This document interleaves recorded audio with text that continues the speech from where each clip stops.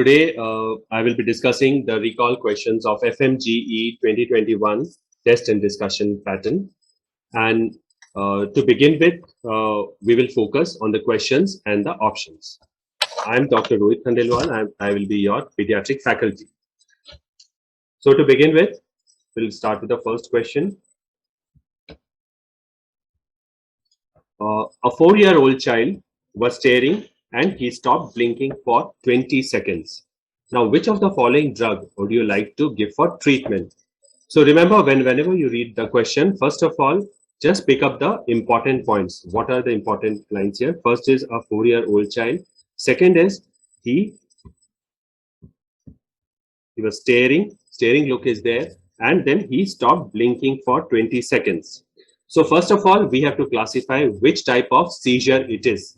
Definitely it's a seizure, you all must be knowing it. Now, come to the types of seizures that we commonly see, and then we'll go about the drug of choice.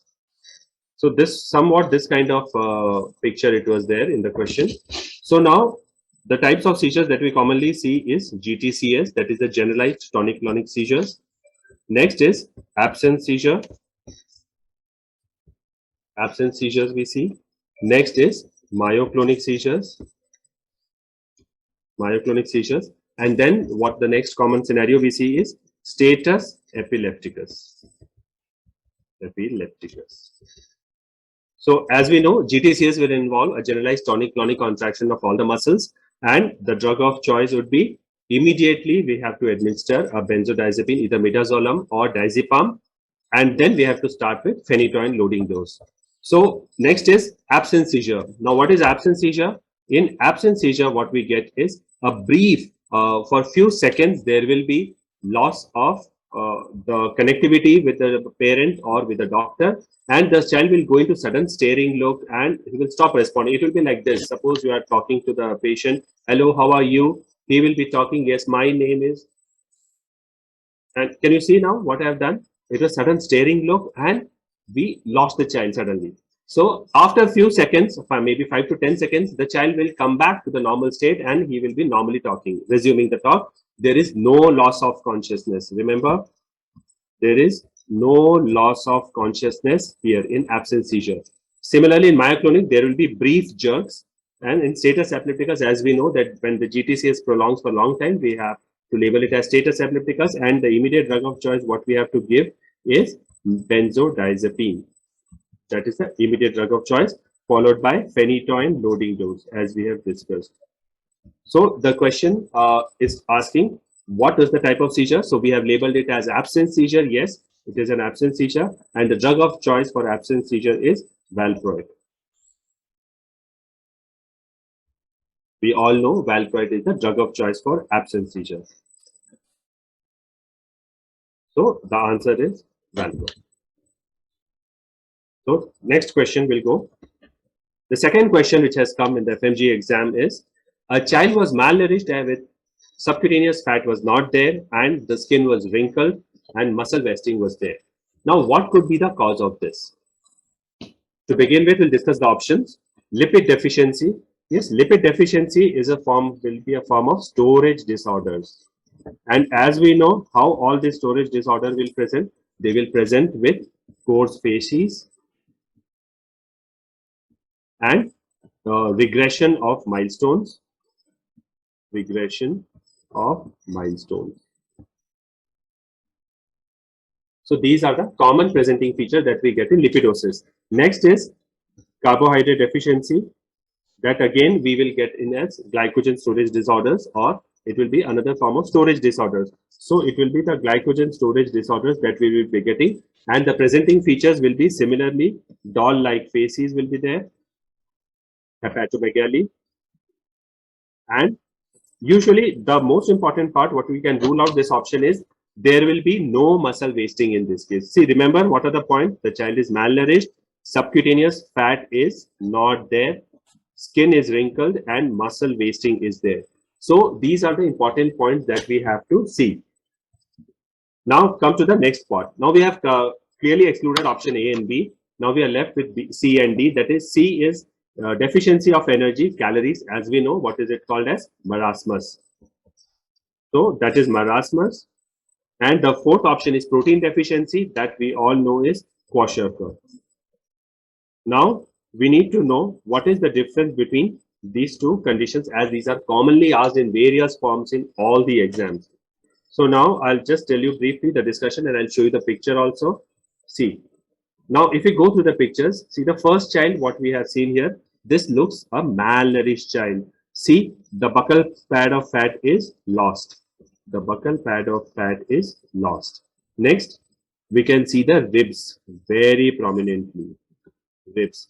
And if you see the face of the baby, it looks like a monkey faces. So monkey faces, we can see that very clearly. Next is, here we will have the baggy pant appearance. Baggy pant appearance because of the loss of the gluteal folds. Next is, so this is because this is called as marasmus. So that is marasmus. Marasmus. Now we'll come to the second point, the second baby. Just if you see the baby, it looks like the baby is fine. It's a healthy baby actually. But this, if you see, the child has a chubby look. Chubby look. Next, we see the belly. It is protuberant. Protruded abdomen is there. Next, we have edema. Edema is there here. And we will have hair signs. Yes, we have hair signs here. And we have flaky pain dermatosis. That is also a common question that is being asked. So it is flaky paint dermatosis. So flaky paint dermatosis is there. Now what is this baby? The second baby that we have identified is Kwashiorkor. So see, now you will remember as Kwashiorkor. Okay, now this is marasmus. So now, if you remember this two picture, and it will be very easy for you, what is the diagnosis and what is the basic defect in this. So the basic defect in marasmus is defect in calorie. Defect in calorie. And what is the basic defect in Kwashiorkor? There is low protein. Remember, so there is low protein. So now let us go through the option again, and it will be easier for you. The subcutaneous fat is not there, with skin is wrinkled and muscle wasting is there. So definitely it is a case of marasmus, and the answer is C. Now we'll go to the third question. A child presented with palpable rash. So we'll highlight the point. Palpable rash on the limbs, hematuria is there, and joint pain is there. There is a history of respiratory infection 1 week ago. Now, what is the probable diagnosis? So let us go through all the other options what we have here. First option is hemolytic uremic syndrome. Now let us see what is hemolytic uremic syndrome. So that is HUS. Hemolytic uremic syndrome has a typical triad of 3 things that I'll tell you. That is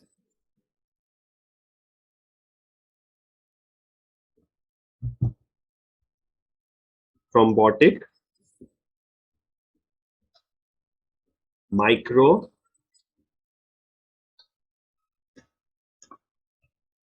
angio,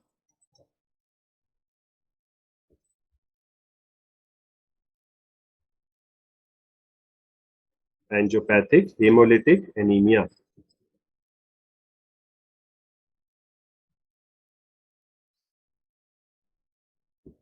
So that is thrombotic microangiopathic hemolytic anemia. Then there will be thrombocytopenia, and there will be kidney dysfunctions. So this, the triad will be there, and how it presents, there are 2 types of HUS. One is typical, one is atypical. So typical is the one which we are discussing now. So what will happen with this triad? There will be the age group of presentation is usually 2 to 3 years. and there will be sudden onset of pallor, how they present clinically. And the questions also, these points will be there, and you have leading points from the question you have to take. So it will be sudden pallor and oliguria. Now this is the typical one. Now for atypical, what we have? For atypical HUS, we have, it will be presenting in all children, And the second point is, it will be complement associated. That is, there will be complement pathways involved. So remember, complement associated. So, and there will be no hematuria. Hematuria can be there sometimes, and there will be no joint pain. And remember, the rash which is given in our question is palpable rash. There is no palpable rash in HUS. So this point is ruled out. Next question, next option is reactive arthritis. So what happens in reactive arthritis? It is there will be arthritic, that is via joint pain will be there after a viral infection. After viral infection, there will be no rash, there will be no hematuria. So this point is ruled out. Now third is Enoch Purpura. Now what is Enoch Purpura? It is in Enoch Purpura, what we get is non-thrombocytopenic palpable purpura is there. So non-thrombocytopenic palpable purpura usually. And what are the other points that we get is here? Yes, there is diffuse abdominal pain. Sometimes what happens is that this condition can mimic as acute abdomen, and they can present to EMD also with this thing. And there will be joint pain because there will be arthralgia, and the kidney features will be there. There is kidney dysfunction where it can be microscopic hematuria can be there, and proteinuria. Now let us see, does it fit into all the clinical features what has been given to us in the question? Yes, it is fitting into this, where we have a palpable rash, we have hematuria, we have joint pain, and yes, there will be respiratory infection 1 week ago, which has triggered this onset, this disease. So the answer is Enoch Purpura. Now for rheumatoid arthritis, as we know that there is it is called as juvenile idiopathic arthritis. There will be deformities of the joints, there will be Bottineau's deformity, Swan-Neck deformity will be there. And again, 2 points which are against is palpable rash and hematuria, which will not be there in rheumatoid arthritis.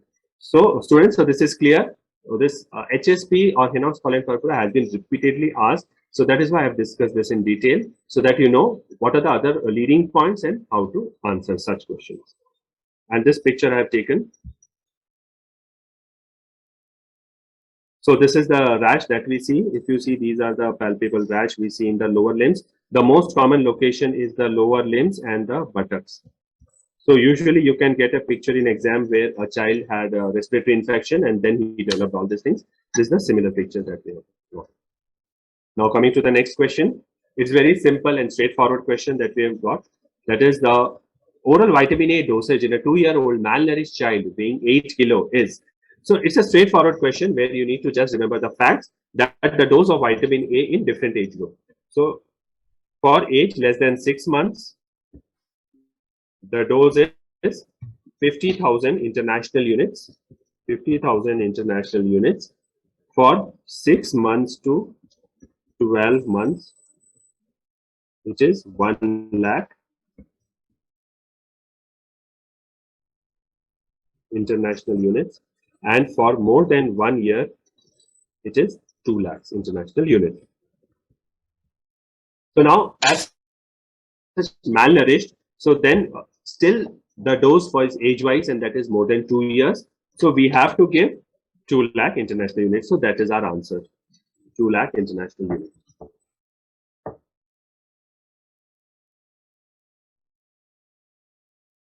I think you can see. So the answer is 2 lakh.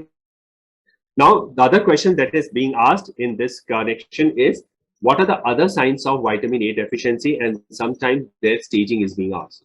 So let us briefly go through the WHO staging. What is there? That is primary and secondary features. So the commonly what we ask is the primary features and the secondary one. So the primary is joined all together in this connection. So X1N is night blindness. X1B is conjunctival xerosis. X1B is Bitot spots. X1A is conjunctival xerosis. X2 is corneal xerosis. Corneal ulcer less than 1/3 of the corneal surface is X3A. X3B is more than 1/3 of the corneal surface. XS is the corneal scar, and XF is the xerophthalmic fundus. Now, some other pictorial questions or image-based questions on this topic would be this thing.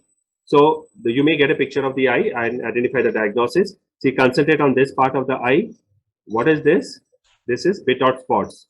So, it's a triangular shaped defect which is seen in the conjunctiva. That's a dried conjunctiva made of keratin. It's a keratinized epithelium which is seen on the conjunctiva. So, if they can ask you keratin. Next is identify the lesion in this picture. This is the dryness of the conjunctiva, that is conjunctival xerosis. So this is conjunctival xerosis. Next is, if you concentrate on this part, yes. So this is corneal xerosis.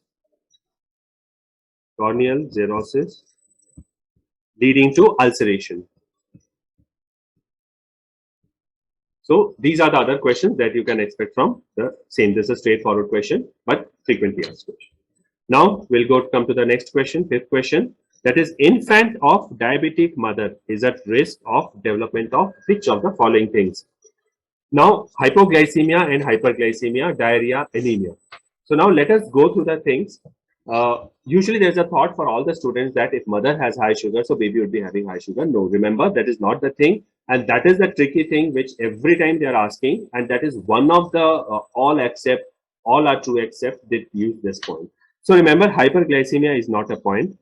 Diarrhea, no, there is no reason for the child to have diarrhea just because the mother is diabetic. That is also not correct. Anemia, as such, the baby will not have anemia. Rather, there will be polycythemia. Remember, that also is a question. I'll be discussing that. So the answer is hypoglycemia. I will tell you why the answer is hypoglycemia. So what happens in infant of diabetic mother? When the mother has high sugar, so it will cause three effects. It will cause three effects. One, it will cause high sugar initially, and then it will cause increased insulin, and then both. It will cause both. Now, this high sugar in the initial period of gestation will lead to, one is congenital anomalies. It will lead to congenital anomalies. Then it will lead to decreased early growth.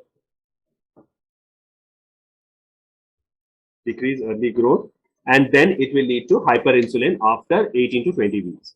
So now what will happen if it is increased insulin level? So this increased insulin level will cause the sugar level in the baby to fall. So it will cause neonatal hypoglycemia. Remember, neonatal hypoglycemia. So this is a very potential question and very frequently asked question. Neonatal hypoglycemia. This will also cause decreased surfactant production. So this decreased surfactant production will lead to hyaline membrane disease or respiratory distress in newborn. That also I will tell. And it will also cause jaundice. Now, what will happen when both is there? Hypoinsulin, increased sugar initially, later on increased insulin and then low sugar. So for both, what we have, see, these are the associated questions that we will get, and these are the tabular form. I've written it down. So it will lead to large size of the baby. That is, increased size is called as macrosomia. And this in turn will lead to difficult labor, septal hypertrophy of the heart. This is also another question asked. Cardiomegaly, large for gestational age, and birth trauma. Yes, it will also lead to fractures and palsy. These are also frequently asked questions. Next is metabolic abnormality. This is very frequently asked questions. Hypoglycemia, hypocalcemia, and hypomagnesemia. So it is all the values will be low sugar, low calcium, and low magnesium. So all are questions for you: low sugar, low calcium, and low magnesium. And yes, because of the relative hypoxia that we will get here, so what are we going to get is polycythemia. Polycythemia is a question to be asked, and renal vein thrombosis, which is also again a frequently asked question. Next, RDS. Yes, what is the cause of RDS? As I've already told you, it is because of decreased surfactant production. So, decreased surfactant production. Yes, and it will lead to hyaline membrane disease. Remember, hyaline membrane disease will be there. Next is congenital anomalies, caudal or sacral agenesis will be there. Neural tube defects, small left colon syndrome will be there. Now, in this context, there are 4 most commonly and frequently asked questions on infant of diabetic mother. I'll tell you what are those, so that at least these 4 questions you can get it correct. Now, those are the questions of most common type. Now, most common. So, most common congenital anomalies, if they ask most common congenital abnormality.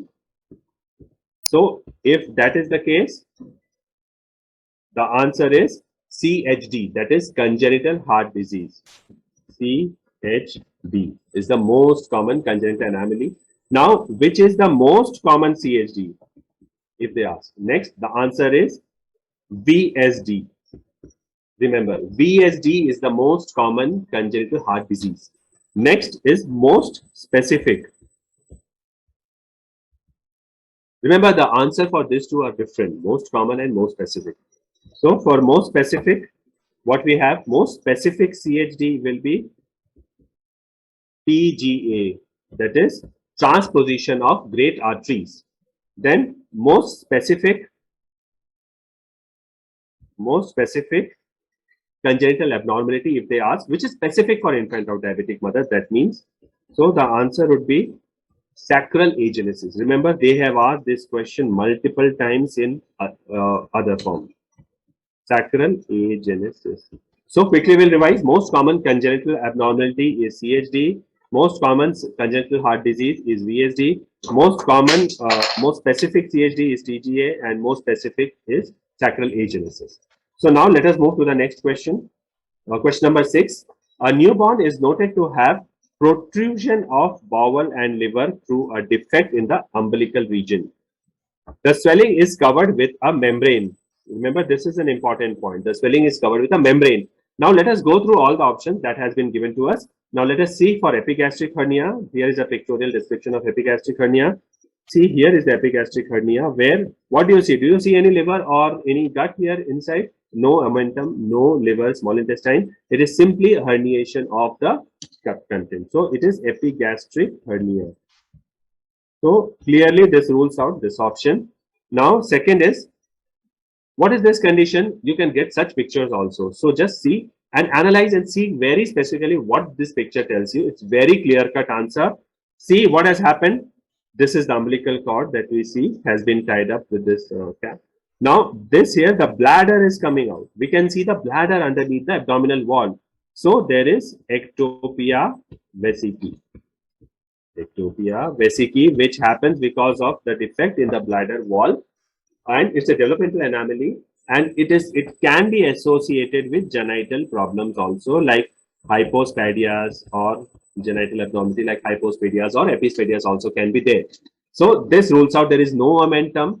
If we go through the options again, let us see. There is protrusion of the bowel, there is protrusion of the liver, and it is covered with a membrane. So there is ectopia vesicae is ruled out. Next is gastroparesis, what they have given. Now let us see, analyze this picture. So here what we can see is, yes, we can see small intestine. So the gut content has been coming out here. Now what is this? This is a defect in the paraumbilical area, which is called as gastroparesis. And remember, is there a membrane here? Can you see any membrane, or you can directly see the small intestine? Yes, we can directly see a membrane. So there is no membrane here. So this is very important point, students. You please remember this. There is no membrane in gastroparesis. Next is, let us go through this picture. Yes. So where is this defect located? First of all, it is located in the umbilical area. Yes. And we can see small intestine. Here is the small intestine. And yes, here we can see a covering also. Yes, there is a covering.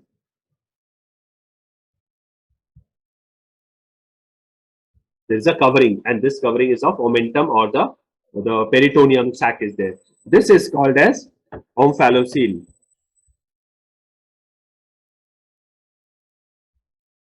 This is called as omphalocele. So now let us go through the option. What is it?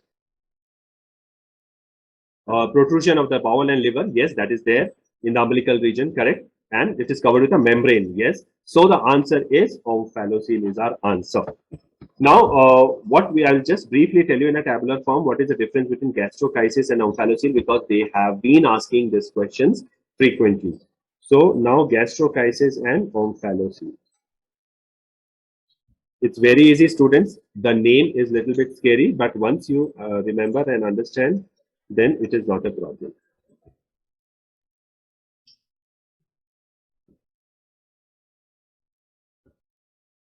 Yes. So now gastrochysis is usually located in the right side, and it is near the umbilicus. So it is a para-umbilical defect. And omphalocele is on the base of the umbilicus. Base of the umbilicus. Then there is no membrane. And yes, in omphalocele, there is a membrane. That is a catching point.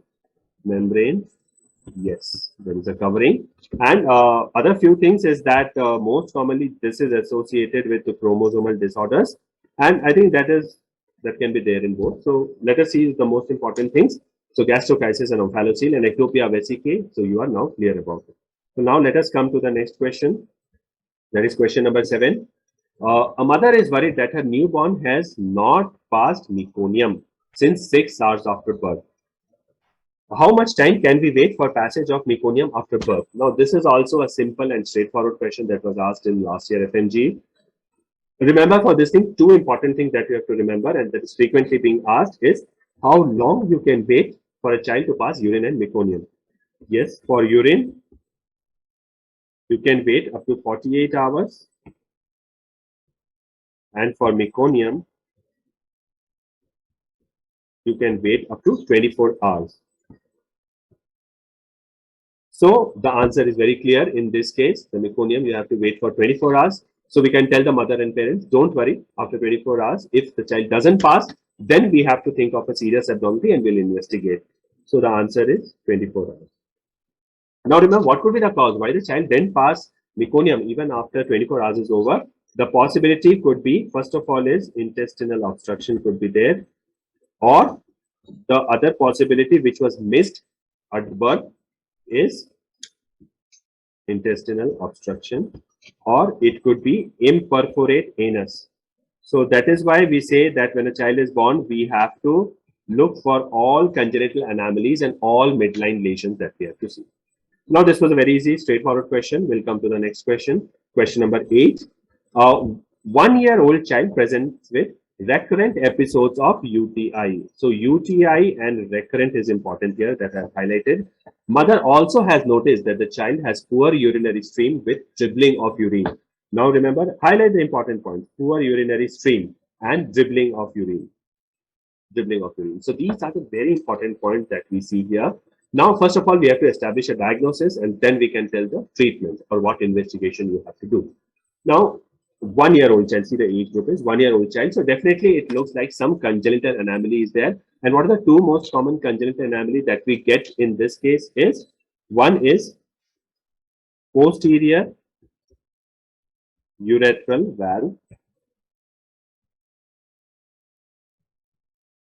that is VUV, and second we get is VUR, that is vesico-urethric reflux. Now, what is posterior urethral valve? I'll explain you with the diagram. Now, this is the normal system that we see, where this is the bladder, the urethra, and this is the bladder, and this is the ureter. That I think all of you know what is the normal anatomy. Now we'll come to the posterior urethral valve. Yes. Now see, because of this posterior urethral valve, there is post-urethral dilatation. There is post-urethral dilatation. So because of this posterior urethral dilatation, what has happened? There is bladder hypertrophy. Bladder size has increased, and this has led to, see the ureter. It is tortuous. So it has led to ureteric dilatation.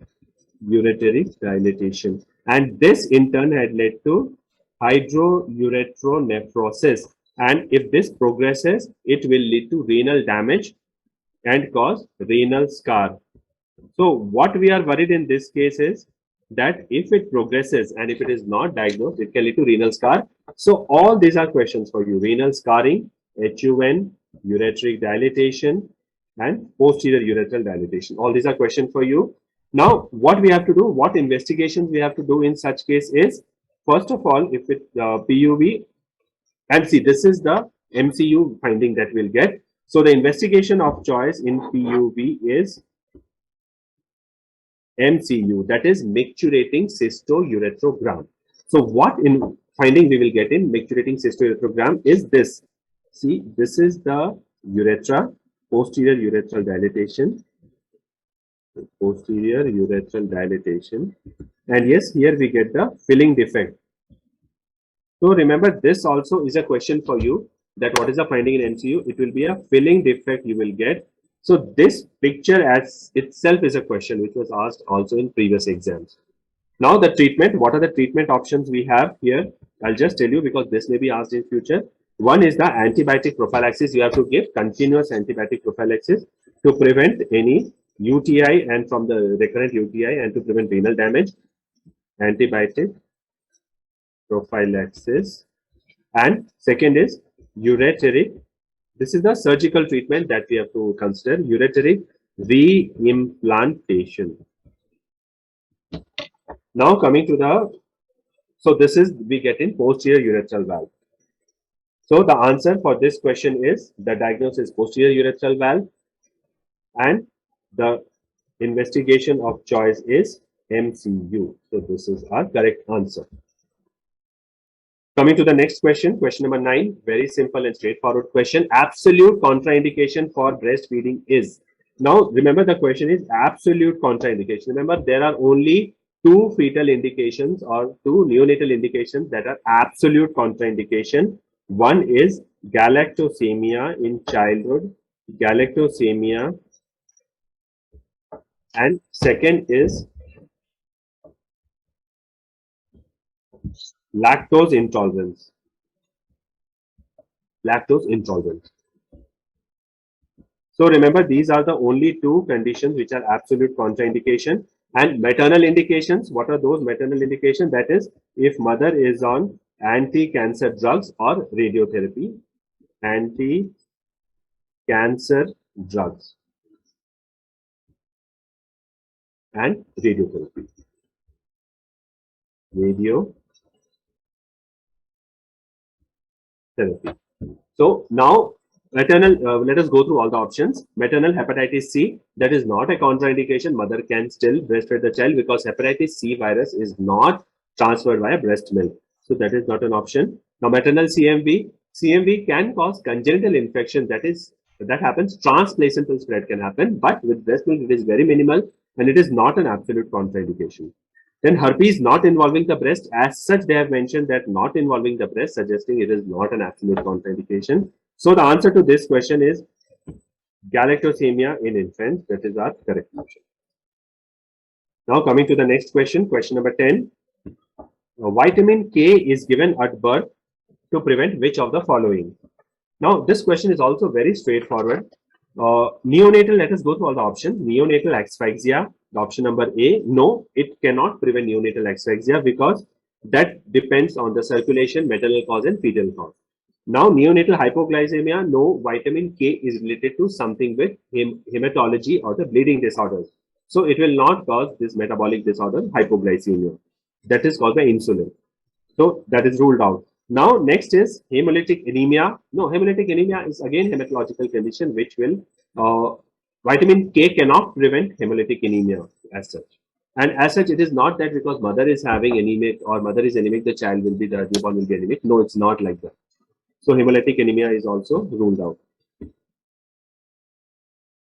Hemolytic anemia is ruled out. Now come to HDN, that is hemorrhagic disease of newborn. Yes, vitamin K can prevent HDN, and this is our answer. I'll briefly tell you what is HDN and what are the types, what is the treatment of choice. So now HDN, is hemorrhagic disease of newborn. There are basically three types. We have early, classical, and late. Now, early, that presents in less than 24 hours of birth. Classical usually presents in 2 to 7 days. In 2 to 7 days. And late, that presents 2 weeks to 6 weeks. Remember, just one point to remember, early is due to maternal drugs. If suppose mother is on any drugs or any medicines which causes increased vitamin A metabolism, that can cause early HDN. Classical, which is commonly seen in childhood days, this is because of breastfeeding. It happens because breast milk has very low vitamin K content, and but whatever is there, it is absorbed. So mostly, most of the newborn will not have HDN. Only those who are prone or those where vitamin D is very less, vitamin K, they will be having classical HDN. Then late, and especially one of the questions they have asked in previous exam is bleeding from the circumcision site in a newborn, excessive bleeding happened. That was because of HDN, that is classical hemorrhagic disease of the newborn.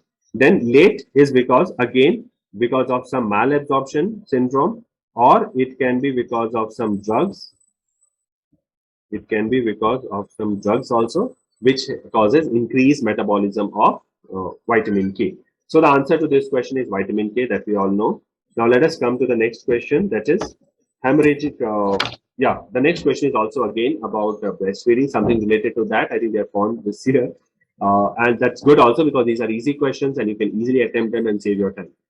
So the question is, all are true about human colostrum except thick and yellow color, high IgA content, high amino acids and minerals.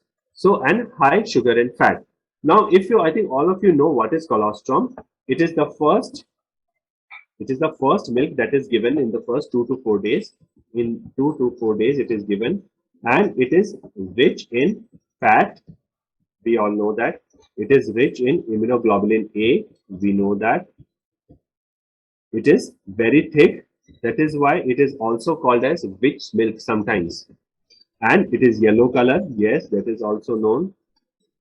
And it has high minerals.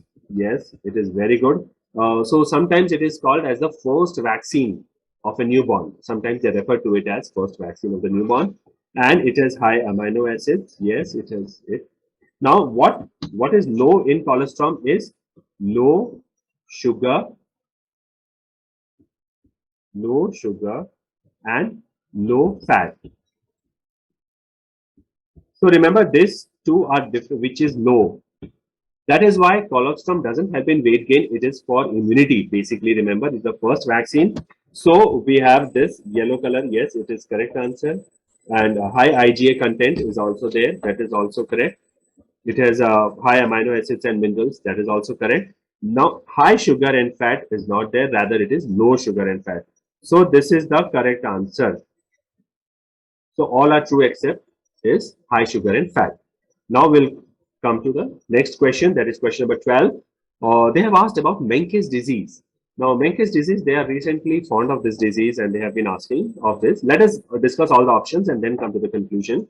Now what is the question? In Menkes disease, there is disorder of zinc, iron, selenium and copper. Now let us see what are the manifestation of zinc deficiency first of all.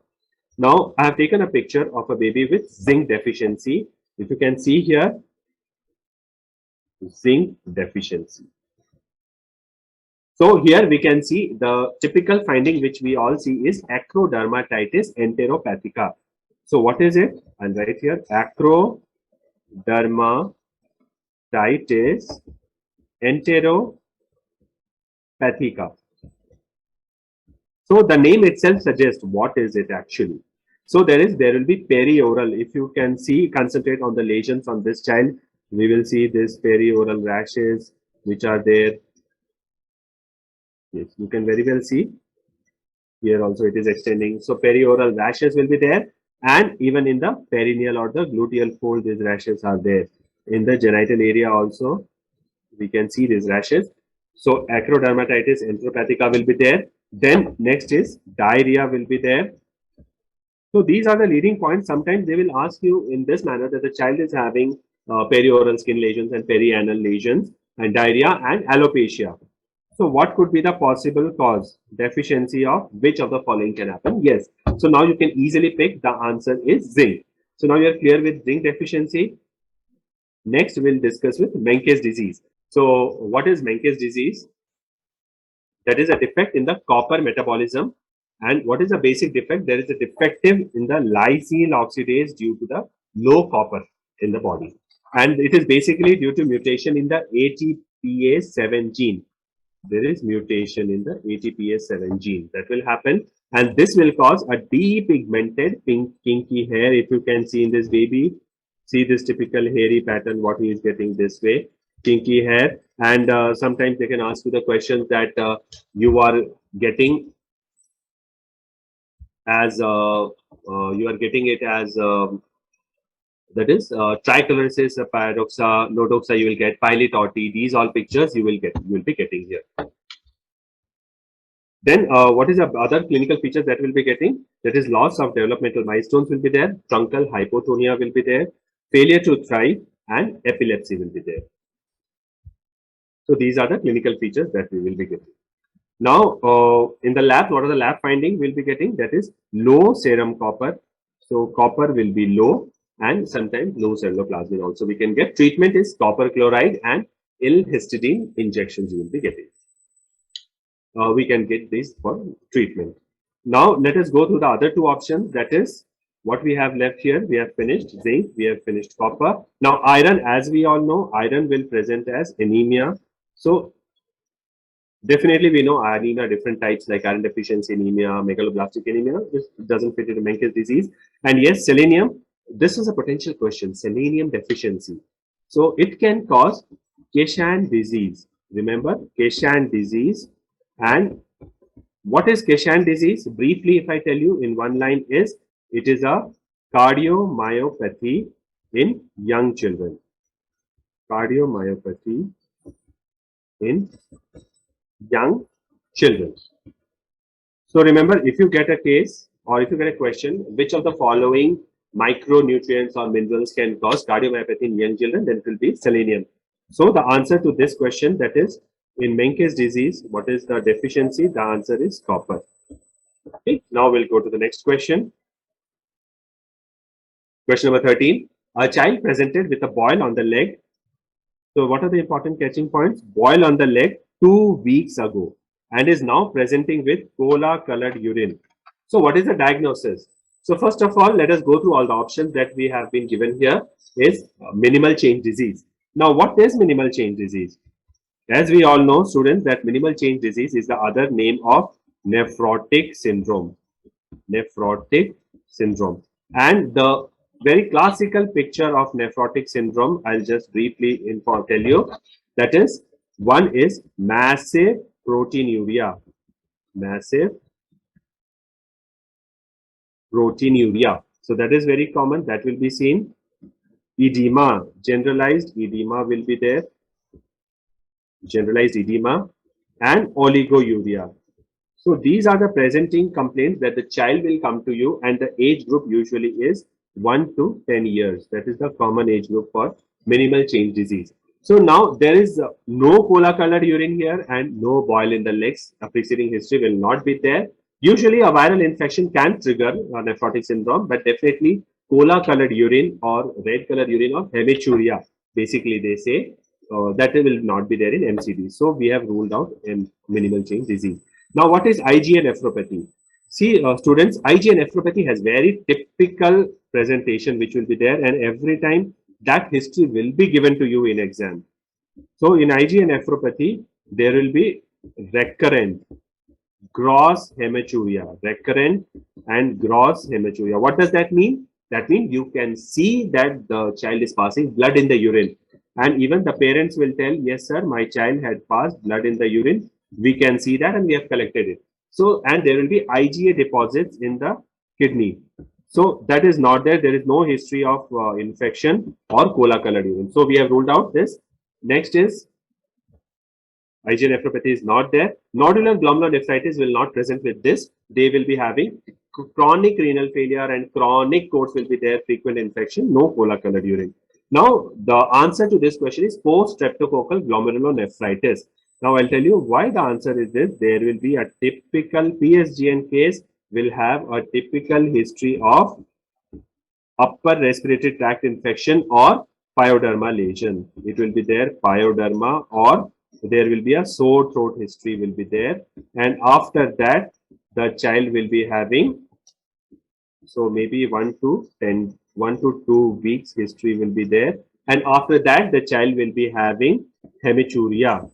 So remember hematuria, and if you keep that urine in a test tube and keep it for a long time, you will see cola colored urine. Yes, cola colored urine will be there in this case. There will be less proteinuria, and there will be cast in the urine. Remember why I'm saying, because all these will be your potential question. Cast in urine will be there. So that is our post-streptococcal glomerulonephritis. And the complications they will usually ask from this question is that it can lead to 3 important complications, because there will be associated hypertension will be there. The BP will be raised here. So what are the complications? We will have acute left ventricular failure. This can be one of the complications. Then acute cardiac failure can be there. And yes, the most important and dreading complication is hypertensive encephalopathy. So hypertensive encephalopathy.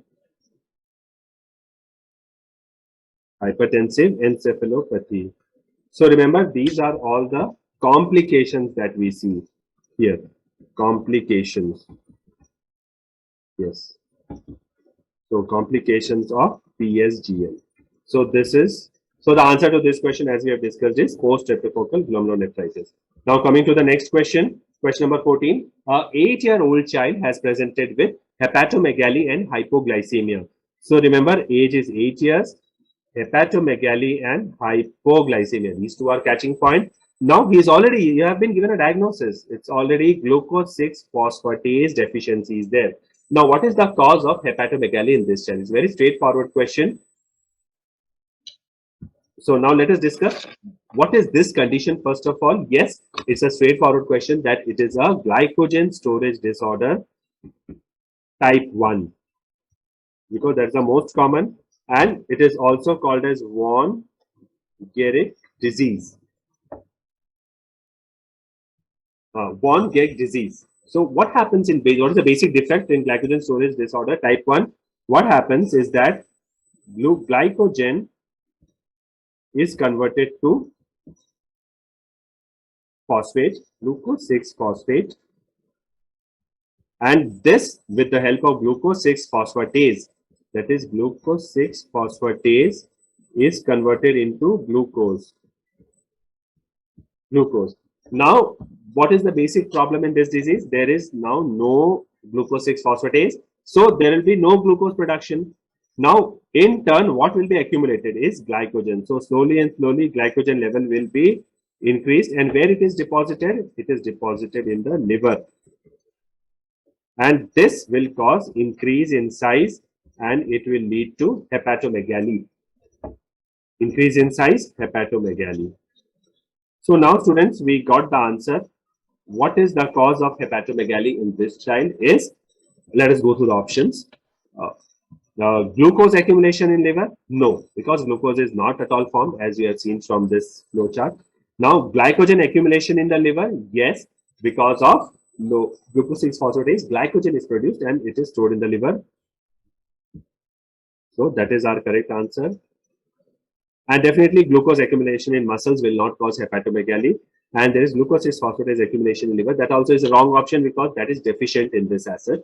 Now, with regard to von Gehrig's disease, there are 2-3 important questions that they usually ask is, so frequently asked question is the clinical feature.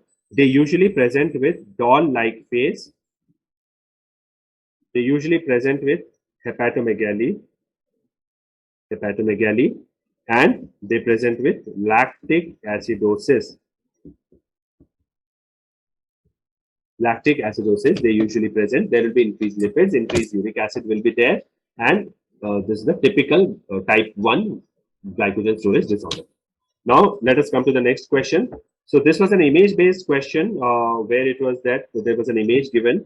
That is image of a slapped cheek of a baby with a slapped cheek appearance. We can see that the cheeks were very typically red as if someone has slapped the baby. And there are no other rashes anywhere in the face. And so what are the catching points? Slapped cheek appearance, runny nose, and fever. So it all fits into some viral exanthematous illness that we all know. Now let us go through the options. Hand, foot, and mouth disease. Now what will happen in hand, foot, and mouth disease? Here there will be maculopapular rashes on hands and foot, as it is already mentioned, hands and foot. And it will last up to 7 to 10 days, and there is no slap cheek appearance.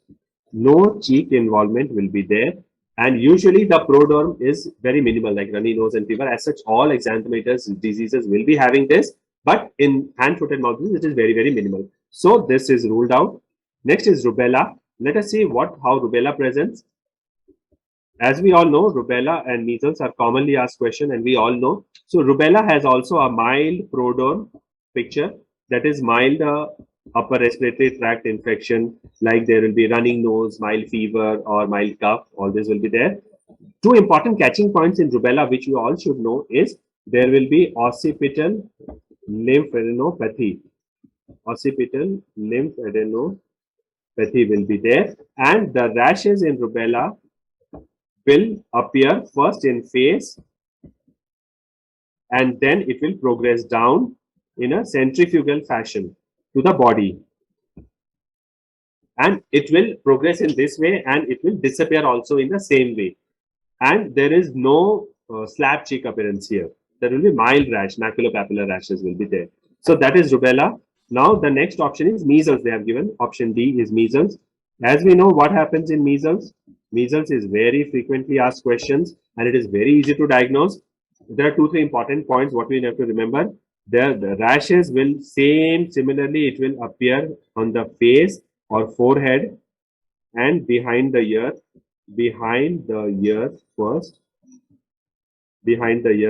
then it will progress down. There will be mild prodrome like fever, cough, and cold is there, and on the day of rash the fever increases. On the day of rash, that will be there. That's a typical question they will ask on day of rash. And these rash heal leaving with a brownish desquamation. That is also another question. Heals with brownish desquamation. It will be leaving there. Desquamation, it will be there.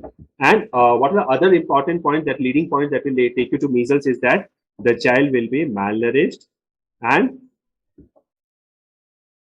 it will be having atypical or non-bacterial, that is viral pneumonia can be there, and it will resolve. The slap cheek appearance will not be there. So that option is also ruled out. So we have ruled out measles, we have ruled out rubella. Now what is the answer? Is erythema infectiosum. I'll briefly tell you what is erythema infectiosum and what is the clinical presentation in it. So in erythema infectiosum, what we have, it's an infectious disease caused by human parvovirus B19. Parvovirus B19. So that is the causative agent. This is also asked, what is the causative organism? And clinical feature, definitely there is slap cheek appearance. Slap cheek appearance will be there, and they also present with aplastic crisis. Aplastic crisis will be there, and slap cheek appearance is also there. So that is usually seen in erythema infectiosum caused by parvovirus B19. Yes, so the answer to this question is erythema infectiosum. That is our answer. Now coming to the next question, that is question number 16. A male child presents to you with swelling below the ear. Swelling below the ear is a highlighting point, but no systemic manifestations. Okay. There have been 2 other similar cases in the friends of the children in the same village. So now what will you do? Now, first of all, let us establish a diagnosis, and then we'll proceed with the management. Now, the diagnosis is very simple and clear cut. It's a viral xanthomatous illness. It's a swelling below the ear. So, what is that swelling exactly? Yes, that swelling is the inflammation of the parotid gland that has caused parotitis. Now, in which viral xanthomatous illness we typically get parotitis? Yes, very simple, my friends. The answer is mumps. So, in mumps, we will get parotitis. Mumps is caused by the viral illness, as we all know. And yes, now come to the diagnosis and management. Diagnosis is very simple and it is clinical only, clinical based. Typically, this history will be there. The child will not be sick, yes, but there will be tender pain. It will be the parotid gland will be very tender and fever might be there. So now, let us go to the options. Immediate hospitalization. No, it is not a serious condition. And yes, as such, they have mentioned that there is no systemic manifestation. So the child doesn't need hospitalization. Incision and drainage. No, there is no need of incision and drainage. It's a viral illness. And remember, mumps is acute self-limiting disease. So remember this point, acute self-limiting illness. So there is no need of doing incision and drainage or an invasive procedure. So that option is also ruled out. What about mouthwash? Do you think mouthwash is required? No, because the problem or the inflammation is in the parotid gland and it is because of the viral illness. There is nothing in the oral cavity or the tonsils. They are all normal. So there is no need of mouthwash. We have to just give symptomatic treatment and the child can be very well managed at home. So the answer is give antipyretics and send home. So this also was a pretty good question, an easy question for you. Just remember mumps, parotitis, and acute self-limiting condition. Now, two more commonly they ask question of mumps that I will just highlight so that it will be good for you. The complications of mumps besides parotitis, what can occur is orchitis can occur and aseptic meningitis. So remember these two are the other complications, that is meningitis, that they can ask in future exams. Now let us come to the next question, question number 17. So that is a question where we have got some histopathological slide also. A child presents with difficulty while eating. On examination, you notice prominent jaw swelling with enlarged cervical lymph node. So the cervical lymph node is enlarged and biopsy is given here below. Now let us figure out what are the issues. First of all, there is prominent jaw swelling. So the jaw size has increased and lymphadenopathy is also there. Enlarged cervical glands is there. Now let us go through the options. What we have got the options. I think it is not showing here, but the options that we have got here was one was Burkitt's lymphoma,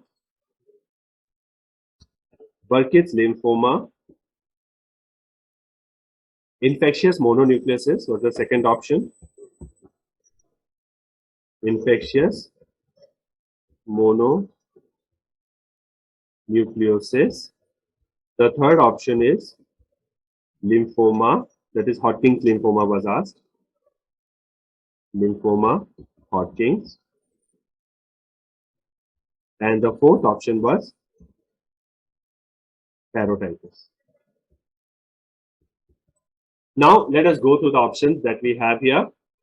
Infectious mononucleosis, yes, it can be caused by Epstein-Barr virus and it can present, but what are the clinical features that we usually get in infectious mononucleosis? That is, we get generalized lymphadenopathy will be there, so that point is in favor. Now there will be rashes will be there, so that is not there in our question. Then there will be hepatomegaly, increased liver size will be there, so that is also not there in our question. Then spleen size is also increased.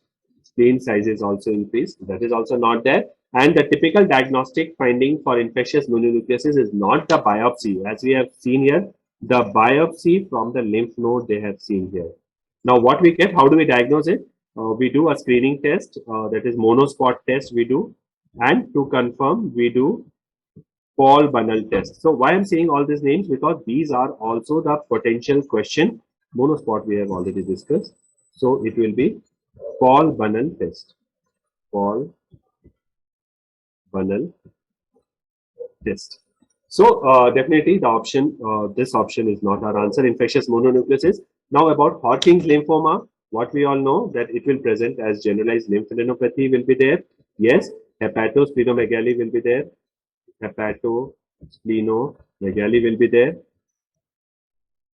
Yes. And the child would be sick looking. And as we all know, in biopsy, what we will get is lymphoblasts. We will be getting atypical lymphocytes and lymphoblasts will be there, which is not seen in our picture. So that is also ruled out. Now, parotitis, as we have discussed, this was a very easy option. That also doesn't fit into it. We don't do biopsy for this thing. Now, let us see what is Burkitt's lymphoma and what is a histopathological finding. Now, Burkitt's lymphoma is the most common type of non-Hodgkin's lymphoma that we see in children. So it's a non-Hodgkin's type of lymphoma that we see. Now let us analyze this slide that we have got here.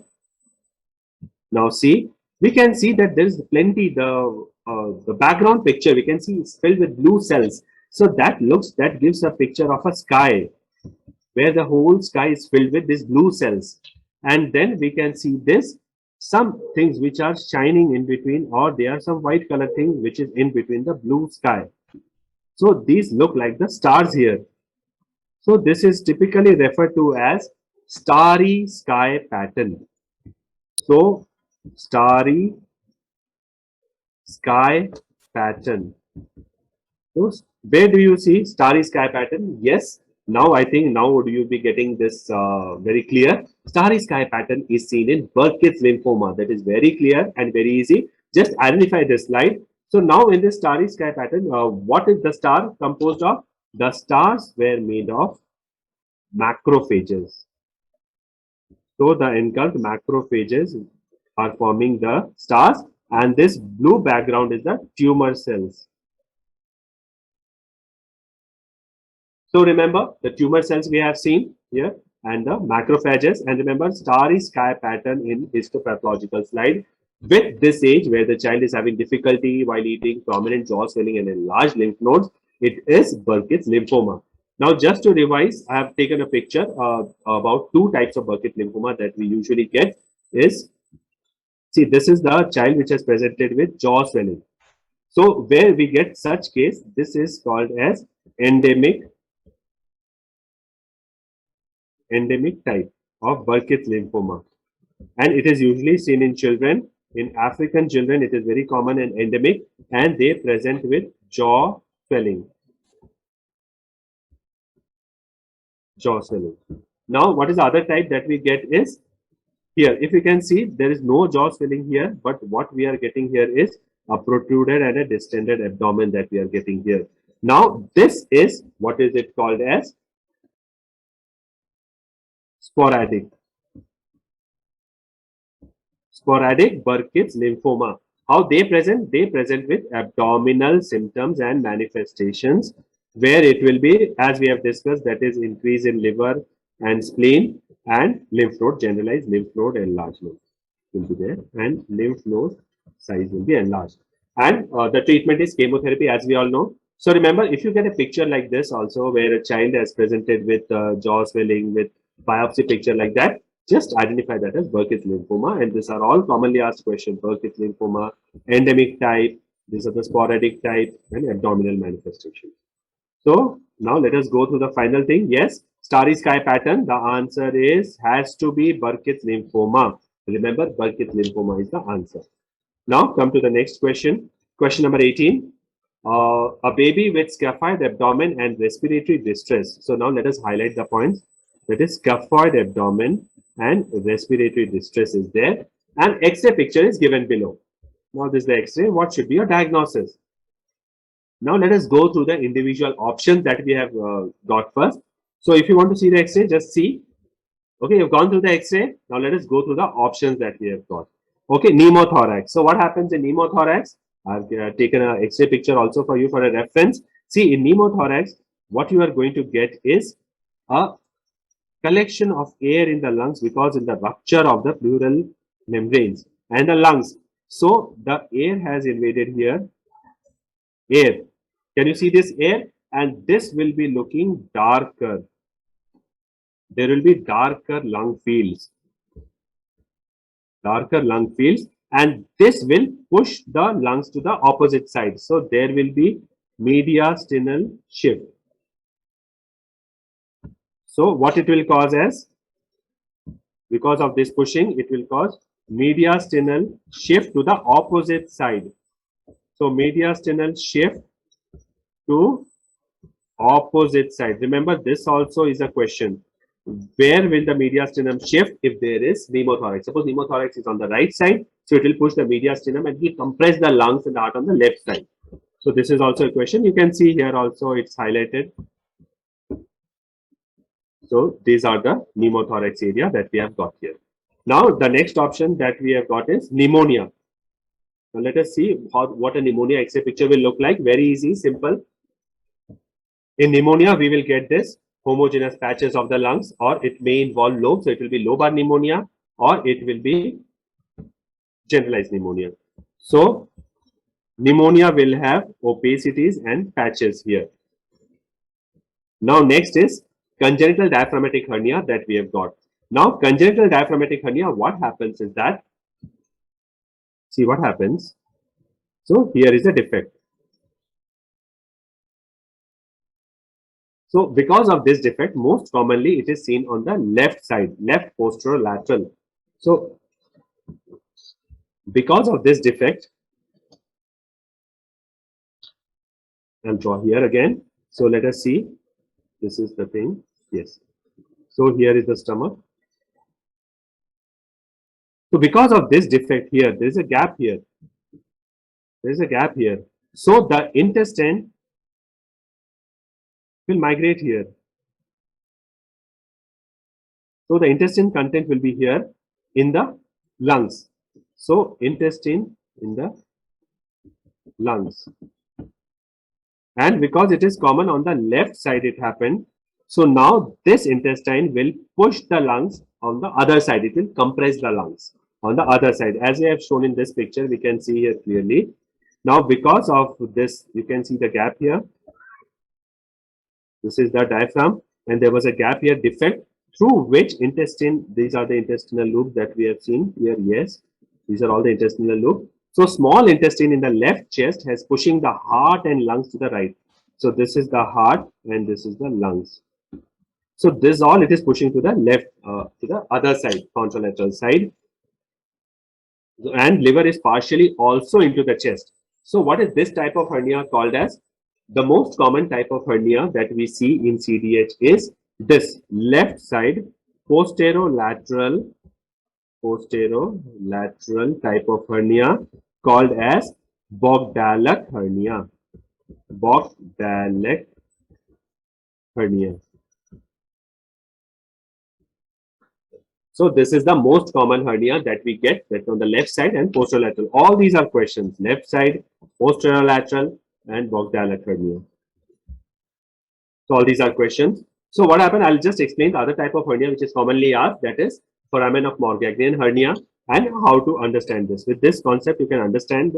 See, this is the basically the cut section where we can see this is the esophageal hiatus. As you can see, esophageal hiatus, and this is the foramen of Bogdalek here.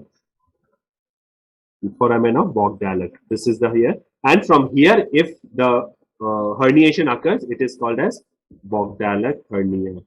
Bogdalek, and as I told you, it is most commonly seen in females. It is seen on the left side, and it is posterolateral. Posterolateral. Remember, all these are questions for you. Now, where is the foramen of Morgagni? Is there? Yes, it is in the anterior part. Just concentrate here.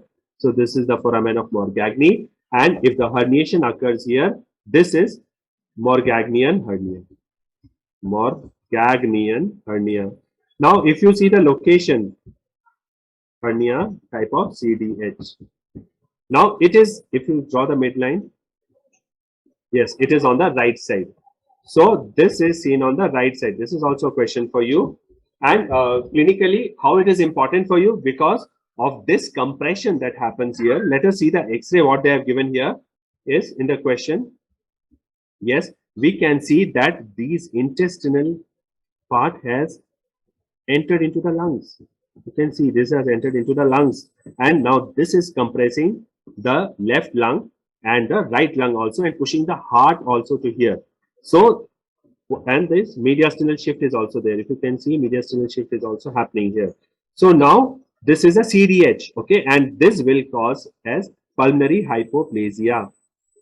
So this other contralateral lung, there will be pulmonary hypoplasia, and remember that is the cause of morbidity and even the mortality. If it is very severe, this will cause the death, not the CDH itself. So remember, so the question, if it is asked, what is the common cause of death in CDH? The answer is pulmonary hypoplasia. So this is pushing the heart towards the opposite side, and the lung also it is compromising here.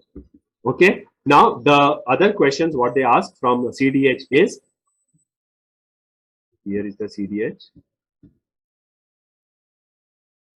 So the other question what they ask from CDH is, what is the absolute contraindication of bag and mask ventilation? Yes, CDH is an absolute contraindication for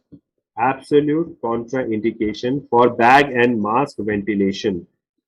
Bag and mask ventilation.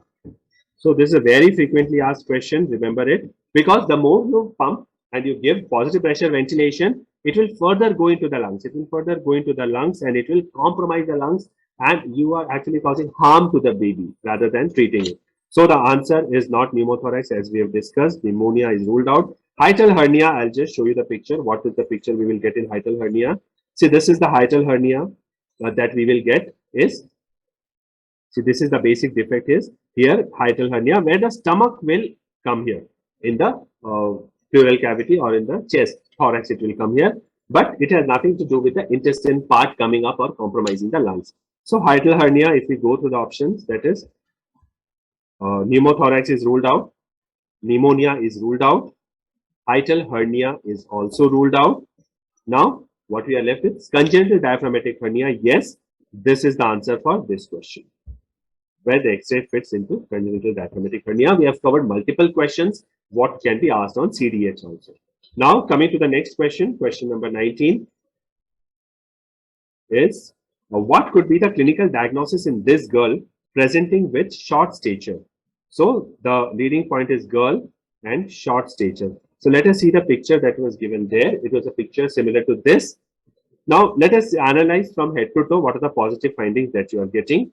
Yes, if you can see the angle here, there is a wide carrying angle. It is called as wide carrying angle,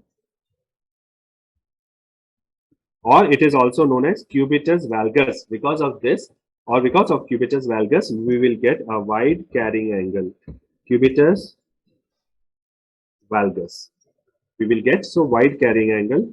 Then widely spaced nipples is there, and if we see here the back side, it is low hairline.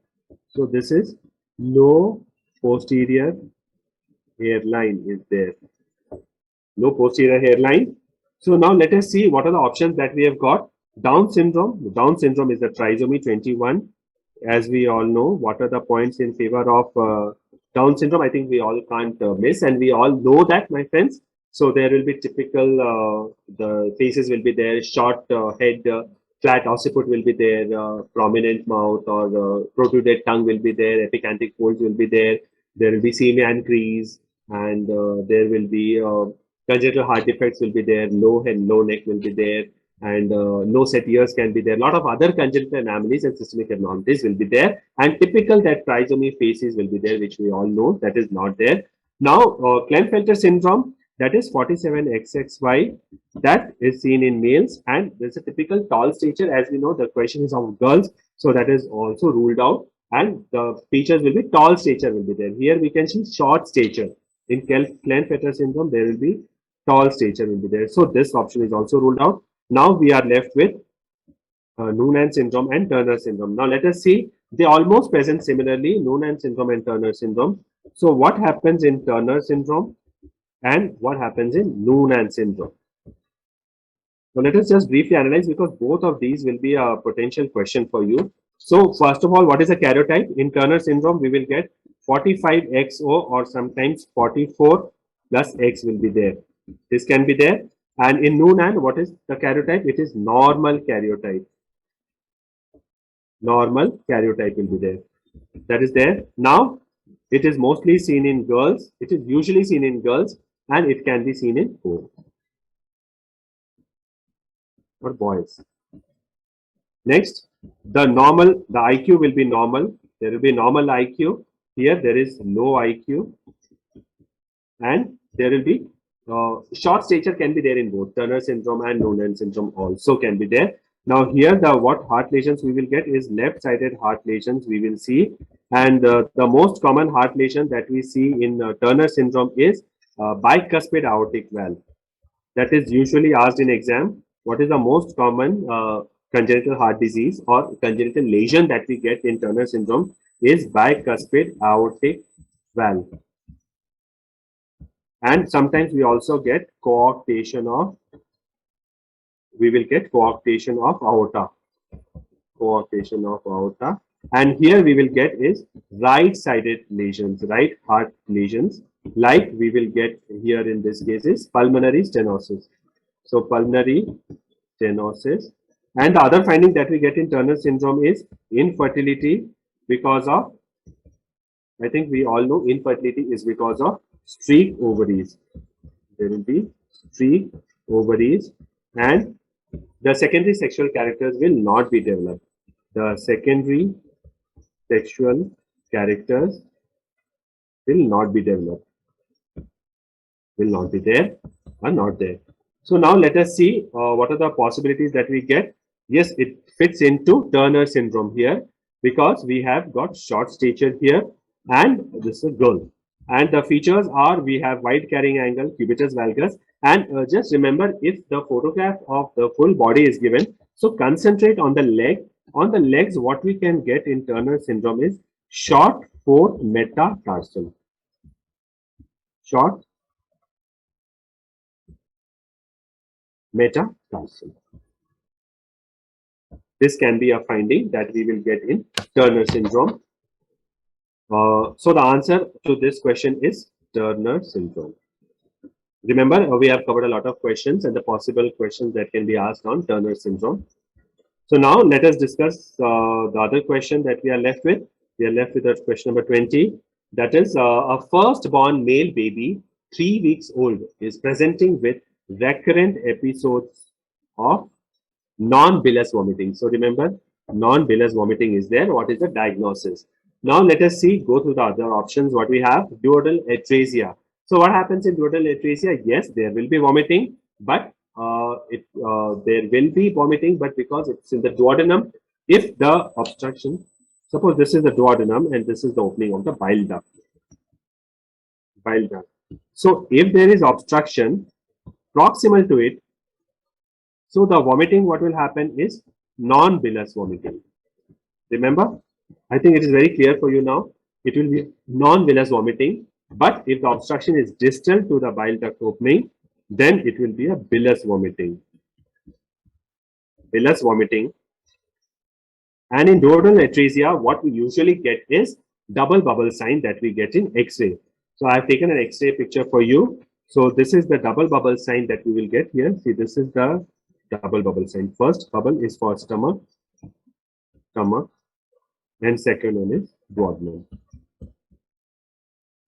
So this is the double bubble sign. So double bubble sign we got. Now second option, what we have, so this is not definitely a duodenal atresia. Divarication of recti, what we will be seeing.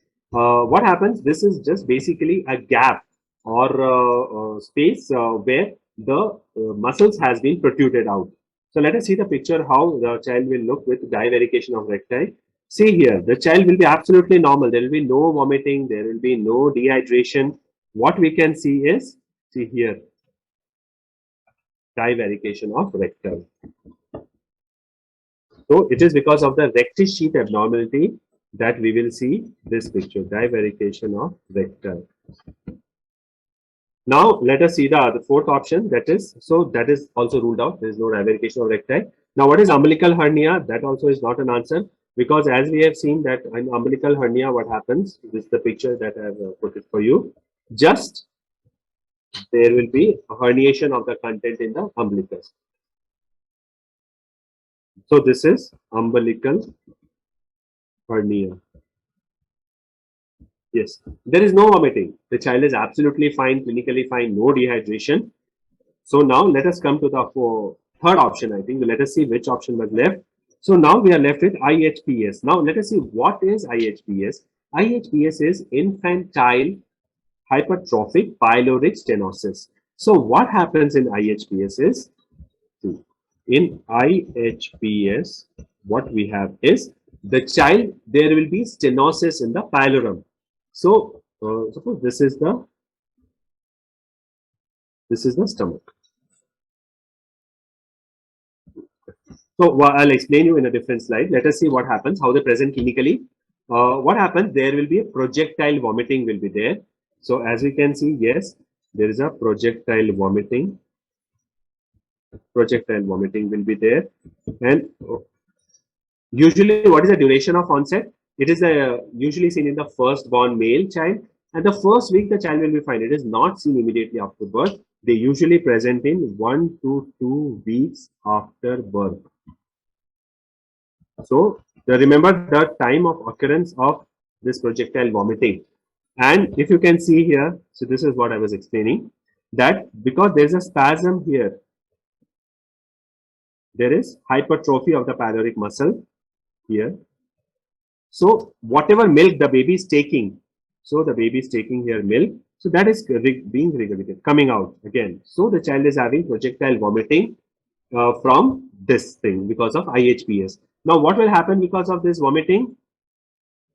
I'll show you. So because of this vomiting, yes, so here is the obstruction, as we can see, here is the obstruction. So the child will vomit out, will vomit. What he will vomit is milk, he will vomit, yes, and along with that he will vomit the hydrochloric acid which is present in the gastric juice. So this will lead to loss of hydrogen ions and loss of chloride ions in the vomit. So now this is another question that they ask is, what are the common metabolic abnormalities you see in IHPS? Now because as you can see is, because both hydrogen ion and chloride ion is vomited out, H plus ion, so this will lead to hypochloremic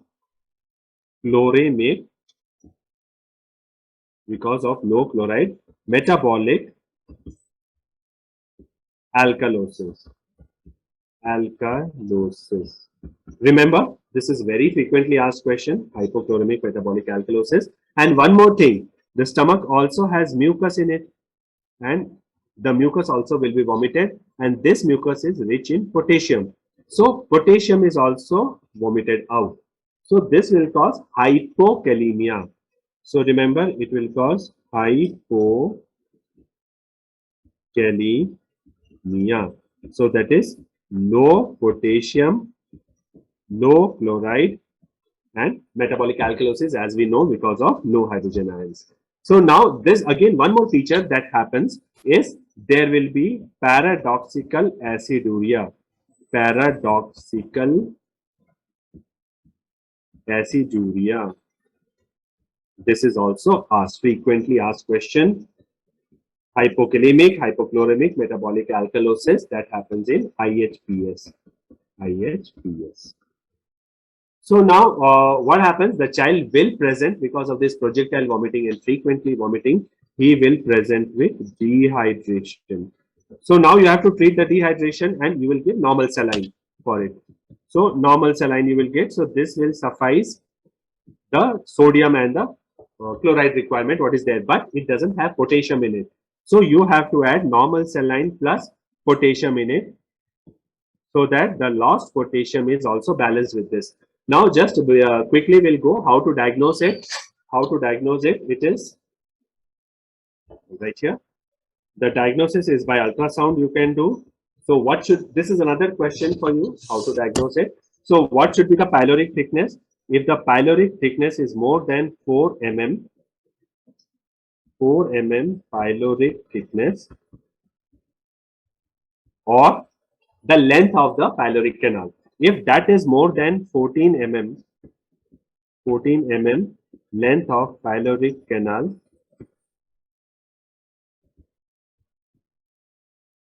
So these two are the diagnostic features of ultrasound along with the clinical presentation that I have told you. So this is also another potential question. Now, what is the treatment? The treatment is here surgical. First of all, we have to correct dehydration. The definitive treatment is surgery, that is called as Ramstead operation. Ramstead pyloro. It is Ramstead pyloromyotomy. Pyloromyotomy. So that is the treatment. So now let us go through the options that we have been given here in the question. So the answer to this question is IHPS. So with this, we have come to the end part of this session for the recent recall of FMGE questions. So I hope that a lot of questions you would have got by now, and with the options that we have discussed. So utilize this knowledge and frequently revise and have faith in yourself, have belief in yourself. You can do wonders. Just practice every day, few questions, and concentrate properly with dedicated teaching and learning thing also you do. So my best wishes for all of you, and thank you all. Thank you.